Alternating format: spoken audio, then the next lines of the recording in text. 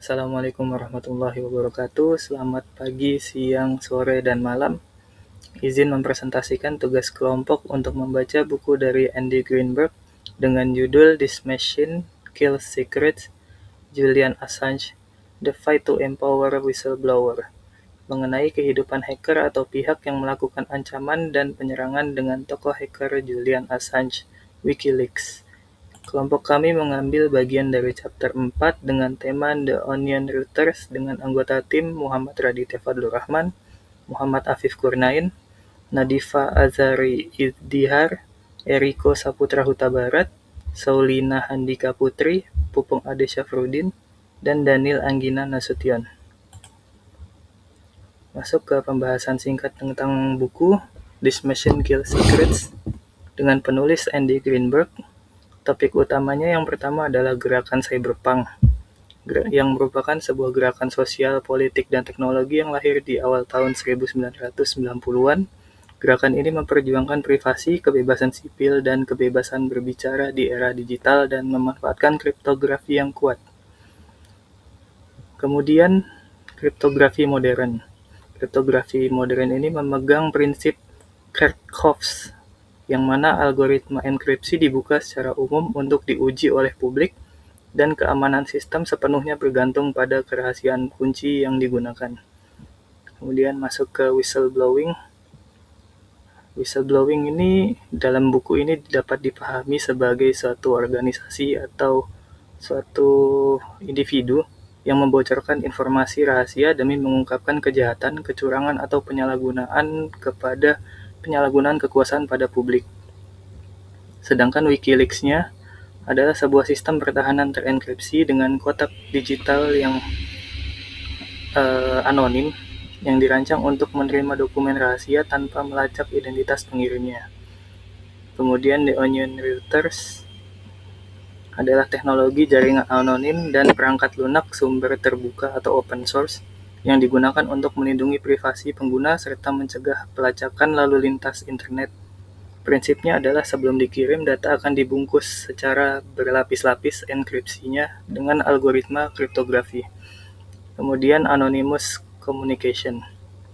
Buku ini secara garis besar menggambarkan sebuah eksplorasi mendalam tentang bagaimana teknologi enkripsi dan anonimitas dapat mengubah sebuah dunia informasi.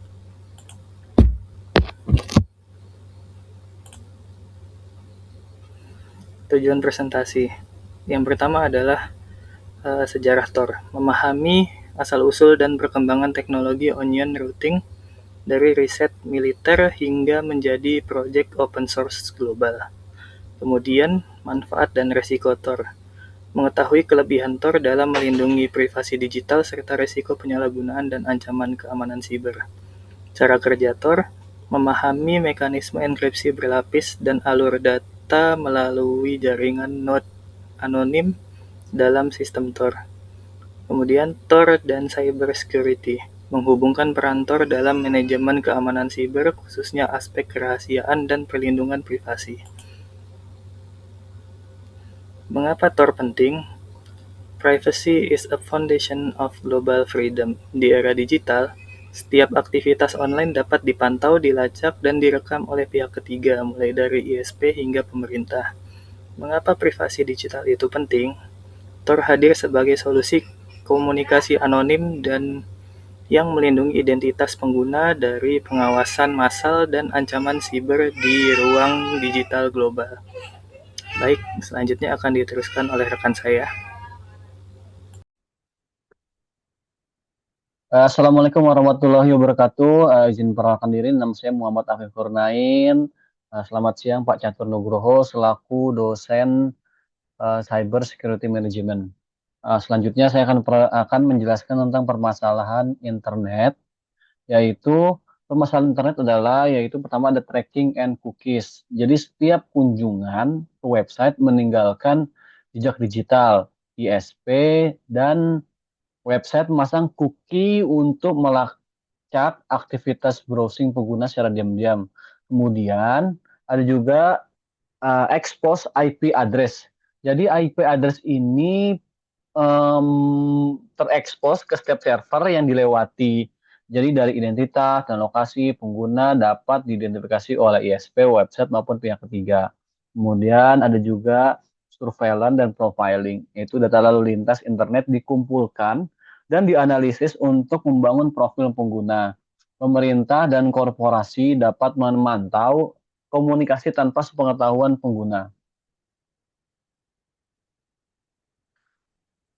Kurang lebih seperti ini ya. Jadi akses internet tanpa Tor merupakan ancaman privasi, yaitu dari user, kemudian ISP dapat melihat internet sebagai jalur komunikasi antar jaringan dapat diawasi, kemudian website dapat melihat IP address, lokasi perkiraan, browser yang digunakan serta perangkat yang digunakan. Kesimpulannya, tanpa Tor, identitas pengguna dalam hal ini IP address dapat diketahui oleh ISP dan website sehingga aktivitas internet lebih mudah dilacak.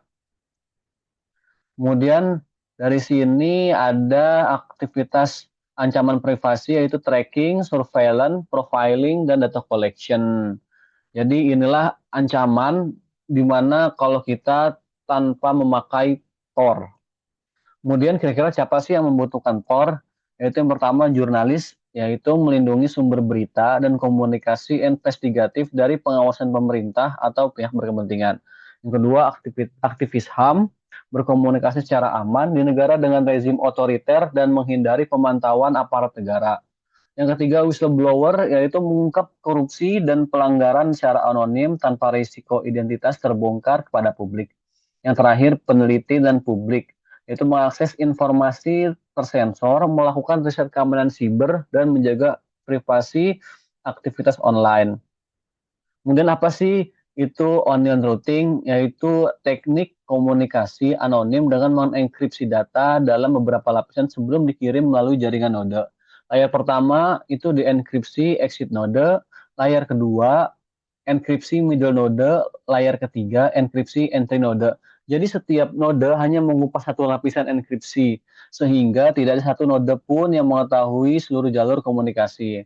Ya, data asli, data dibungkus secara berlapis, kemudian dari setiap node itu dibuka satu lapisan sehingga hanya tersisa exit node untuk membuka lapisan terakhir. Demikian presentasi dari saya, kurang lebihnya mohon maaf. Wassalamualaikum warahmatullahi wabarakatuh. Izin memperkenalkan diri, nama saya Nadifa Zari Isdihar yang akan melanjutkan presentasi berikutnya. Apa itu onion routing? Onion routing adalah teknik komunikasi anonim yang mengekskripsi data dalam beberapa lapisan, seperti lapisan bawang. Data dikirim melalui beberapa node, yaitu entry node, relay node, dan exit node. Setiap node hanya membuka satu lapisan ekskripsi dan hanya mengetahui node sebelum serta sesudahnya saja. Dengan begitu, tidak ada satupun node yang mengetahui keseluruhan jalur komunikasi sehingga identitas pengguna tetap terlindungi. Selanjutnya, sejarah onion routing. Konsep onion routing pertama kali dikembangkan pada tahun 1995 oleh US Naval Research Laboratory untuk melindungi komunikasi intelijen militer.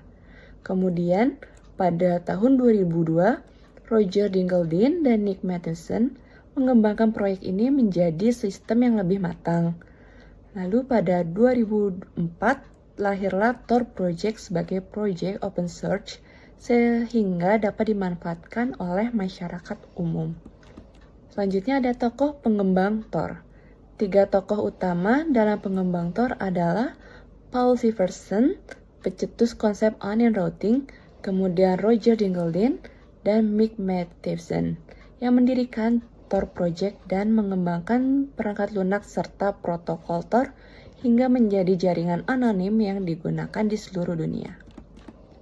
Berikutnya, mengapa militer mengembangkan Tor? Tor awalnya dikembangkan karena militer membutuhkan cara mengirim informasi rahasia melalui internet tanpa bisa dilacak oleh pihak lain.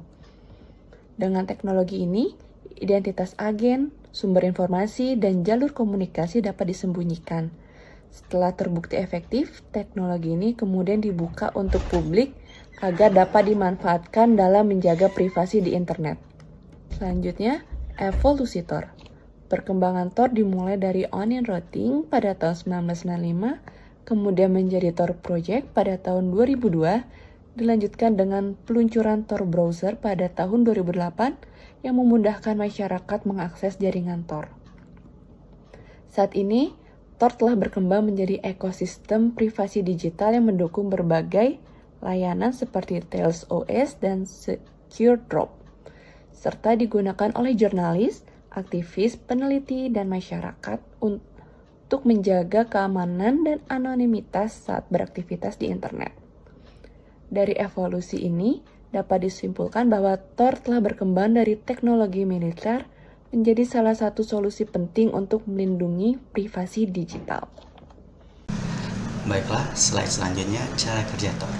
Tor menggunakan rute bawang atau Union Road untuk mengarahkan dan mengenkripsi semua lalu lintas serta menawarkan pengguna tingkat anonimitas yang tinggi. Jaringan mengirimkan lalu lintas melalui 3 lapisan, node atau titik, jaringan internasional yang disebut router bawang atau Union Road. Masing-masing node hanya bisa mengetahui titik sebelumnya dan sesudahnya, sehingga identitas Anda semakin sulit untuk dilacak. Union Encryption. Encryption ada 3. Yang pertama, layer yang pertama yaitu entry node. Data dienkripsi 3 kali sebelum dikirim. Entry node hanya membuka lapisan terluar dan meneruskan paket tanpa mengetahui isi atau tujuan akhir. Layer yang kedua yaitu middle node. Middle node membuka lapisan kedua enkripsi. Node ini hanya mengetahui node sebelum dan sesudahnya, sehingga tidak mengetahui identitas pengguna maupun website tujuan. Kemudian layer yang ketiga yaitu exit node. Lapisan terakhir dibuka oleh exit node, data dikirim ke website tujuan dalam bentuk asli, sehingga identitas pengguna tetap tersembunyi di balik 3 lapisan enkripsi. Entry node. Apa saja yang diketahui oleh entry node? Yaitu IP address pengguna atau user IP, identitas koneksi awal, entry point ke jaringan Tor, dan waktu koneksi dimulai. Apa saja yang tidak diketahui yaitu website tujuan pengguna, isi data yang dikirim, node relay berikutnya, dan identitas akhir komunikasi. Middle node. Middle node berfungsi sebagai perantara dalam jaringan Tor.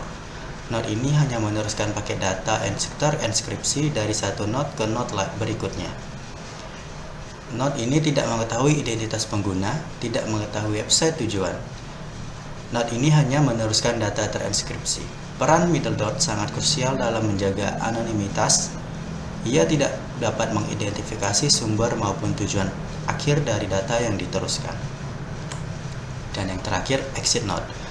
Exit node mengetahui tujuan website yang diakses pengguna karena lapisan enkripsi terakhir telah dibuka di titik ini. Resikonya yaitu trafik tidak terenkripsi setelah exit node. Yang tidak diketahui adalah identitas asli pengguna. Namun operator exit node tetap berpotensi memantau data yang tidak terenkripsi atau yang tidak menggunakan HTTPS, sehingga perlu menggunakan HTTPS untuk keamanan tambahan. Alur paket data. Alur paket data di Tor yang pertama yaitu enkripsi berlapis. Data dienkripsi 3 kali sebelum masuk jaringan Tor, sehingga setiap lapisan ditambahkan layer ketiga, layer kedua, dan layer ke-1, membungkus paket data seperti lapisan bawah. Yang berikutnya transmisi Tor network. Paket terenkripsi melalui entry node dan diteruskan ke middle node. Dan yang terakhir adalah diteruskan ke exit node. Setiap node hanya membuka satu lapisan enkripsi, menjaga anonimitas pengirim sepanjang jalur. Deskripsi dan tujuan dari alur data yaitu exit node yang mendeskripsi lapisan terakhir dan meneruskan data ke website tujuan. Website menerima data tanpa mengetahui identitas asli pengguna. Sekian dan terima kasih untuk presentasi bagian saya. Berikutnya akan disampaikan oleh teman kelompok saya. Baik, terima kasih Eriko. Izinkan untuk selanjutnya, saya Saulina Handika Putri akan menjelaskan mengenai kelebihan dari Tor atau di Onion Router. Kelebihan yang pertama adalah anonimitas dan privasi.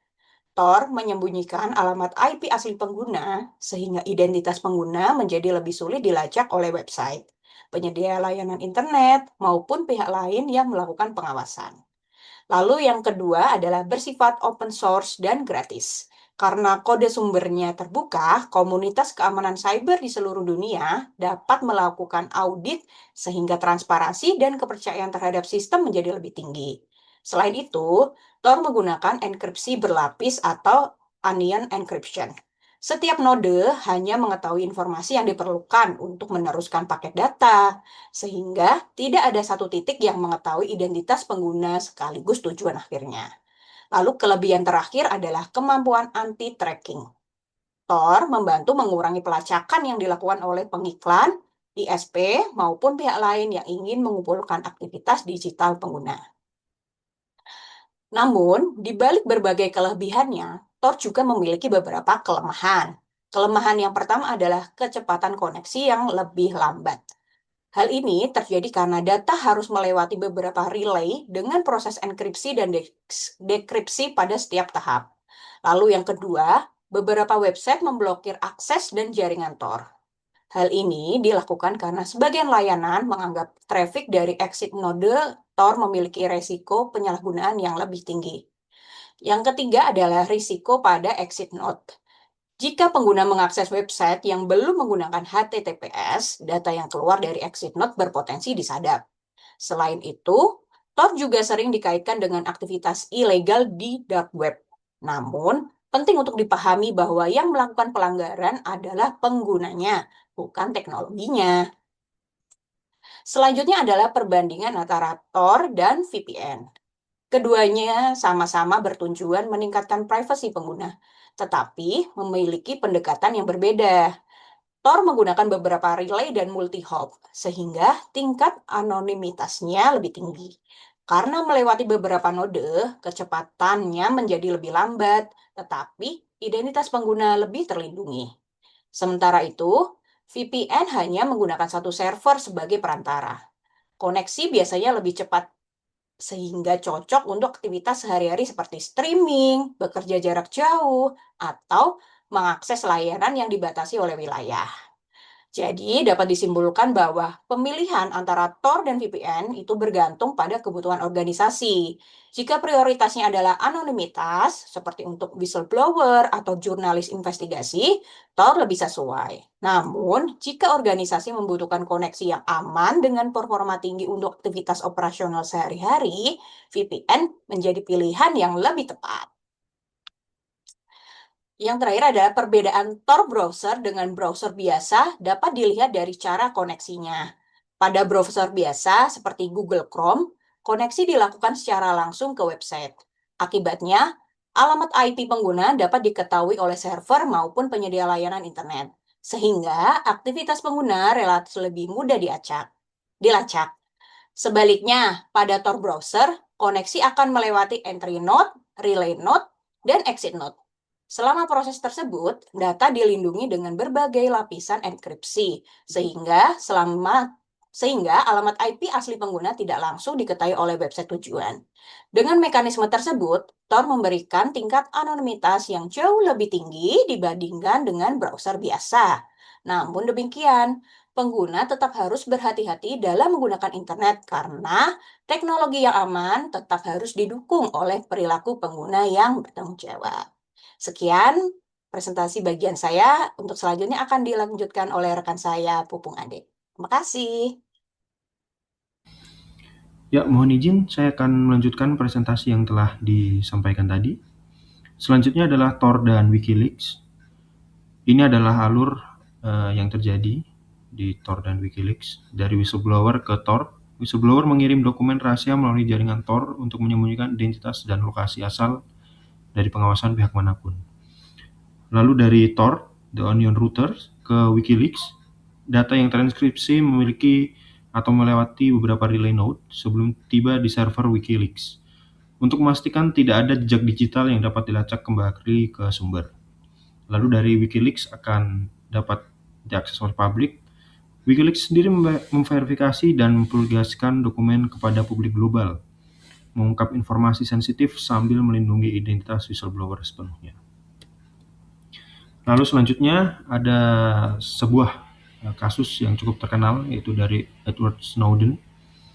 Edward Snowden sendiri merupakan mantan kontraktor Badan Intelijen Amerika Serikat atau NSA. Jadi pada tahun 2013, Edward Snowden membocorkan dokumen rahasia yang mengungkap program pengawasan massal PRISM milik pemerintah AS kepada publik global. Lalu terkait hubungannya dengan Tor, menggunakan teknologi enkripsi dan komunikasi anonim. Dan juga kasus Snowden ini menunjukkan bahwa teknologi anonimitas sangat penting dalam melindungi sumber informasi. Dan untuk dampaknya, ini memicu perdebatan global mengenai privasi digital, keamanan nasional, dan hak masyarakat untuk mengetahui informasi publik. Mungkin itu saja yang bisa saya sampaikan, akan dilanjutkan oleh rekan saya. Terima kasih. Saya dan Langit Nasution, NIM 250201021355, Prodi S1 PJJ Manajemen. Pertama-tama saya ingin menjelaskan hubungan antara The Onion Router, Tor, dan Cyber Security Management atau manajemen keamanan siber, yaitu hubungan dua sisi yang kompleks. Dalam pelaksanaannya, Tor digunakan sebagai alat pelindung privasi dan intelijen siber. Di sisi lain, Tor menjadi tantangan besar karena sering disalahgunakan oleh penyerang untuk menyembunyikan jejak mereka. Pada berbagai negara, tim siber menggunakan Tor untuk memantau aktivitas dark web tanpa mengungkap identitas perusahaan. Begitu juga, peretas memanfaatkan jaringan Tor untuk menyembunyikan pusat kendali dari malware mereka. Peran Cyber Security Management di sini dibagi menjadi 3, yaitu 1. Manajemen menetapkan apakah Tor boleh digunakan di jaringan kantor atau harus diblokir sepenuhnya. Kedua, mengkonfigurasi sistem deteksi untuk mendeteksi penggunaan Tor exit nodes di dalam jaringan organisasi. Yang ketiga, menyusun strategi mitigasi jika ada insiden keamanan yang melibatkan lalu lintas data dari jaringan anonim. Selanjutnya, saya akan membahas mengenai risiko penyalahgunaan dark web. Tor tidak sama dengan dark web. Tor adalah alat akses untuk komunikasi anonim, bukan sesuatu yang identik, namun berhubungan dengan dark web. Tor Network sendiri merupakan jaringan enkripsi berlapis yang memungkinkan akses anonim ke surface web maupun dark web. Surface web adalah situs publik yang dapat diakses browser biasa seperti YouTube, Google, Facebook, Instagram, dan lain-lain. Sedangkan dark web merupakan bagian internet yang hanya dapat diakses melalui Tor. Jadi, bisa disimpulkan bahwa Tor adalah infrastruktur privasi yang penggunaannya bergantung pada pilihan pengguna. Bisa jadi hal yang baik, bisa biasa saja, atau bahkan berbahaya jika disalahgunakan dengan tidak bijak oleh pengguna. Selain memiliki risiko penyalahgunaan dark web, Tor memiliki risiko cyber lainnya. Yaitu yang pertama, malware, yaitu perangkat lunak berbahaya yang dapat merusak sistem, mencuri data, atau mengambil kendali perangkat pengguna Tor. Yang kedua, phishing, serangan penipuan yang menyamar sebagai entitas dipercaya untuk mencuri informasi sensitif pengguna di jaringan Tor. Yang ketiga, illegal marketplace, pasar gelap di dark web yang memfasilitasi perdagangan barang ilegal, senjata, narkoba, bahkan data curian. Lalu yang keempat, ransomware dan data theft, enkripsi data korban untuk tebusan serta pencurian data sensitif yang didistribusikan melalui jaringan Tor anonim. CIA Triad adalah model kerangka kerja dalam keamanan informasi yang terdiri dari 3 prinsip utama, yaitu confidentiality atau kerahasiaan, integrity atau integritas atau keutuhan, dan availability atau ketersediaan. Confidentiality hubungannya dengan Tor, yaitu Tor melindungi identitas pengguna melalui enkripsi berlapis dan routing anonim, memastikan kerahasiaan data dan komunikasi dari pengawasan pihak ketiga. Selanjutnya, prinsip integrity, Tor memastikan data tidak dimodifikasi selama transit antar node, namun risiko di exit node masih tetap dapat mengancam integritas jika tidak menggunakan HTTPS. Yang ketiga, prinsip availability, kecepatan Tor yang rendah dan pemblokiran oleh beberapa layanan membatasi ketersediaan akses. Tor bukan solusi utama untuk aspek availability. Dalam penggunaan legalnya, Tor dapat digunakan dalam berbagai aktivitas. Yang pertama yaitu dalam secure drop. Contohnya adalah saat platform pengiriman dokumen rahasia untuk jurnalis digunakan oleh media besar agar sang whistleblower dapat merekam informasi secara anonim dan aman. Yang kedua adalah Human Rights Watch menggunakan Tor untuk melindungi aktivis dan peneliti hak asasi manusia di negara-negara dengan sensor internet ketat dan pengawasan pemerintah. Yang ketiga, perusahaan jurnalis BBC dan New York Times menyediakan mirror situs .onion agar pembaca di negara tersensor dapat mengakses berita secara bebas dan anonim.